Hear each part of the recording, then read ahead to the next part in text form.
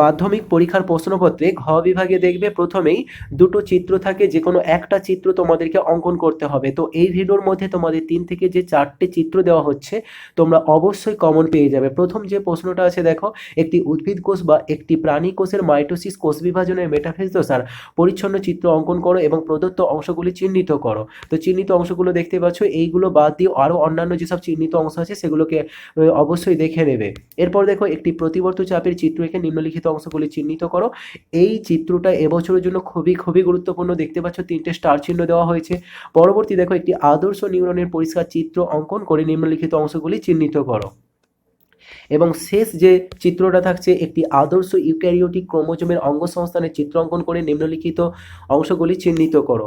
তো এই যে 4টি চিত্র দেওয়া হয়েছে, 4টি চিত্রের মধ্য থেকে তোমাদের 2 নম্বর অর্থাৎ তোমাদের প্রতিবর্ত চাপ এবং 3 নম্বর আদর্শ নিউরন, এই দুটো হচ্ছে এবছরের জন্য খুবই গুরুত্বপূর্ণ। এই দুটোকে এবং পাশাপাশি 1 নম্বর ও 4 নম্বরটাও প্রস্তুতি নেবে।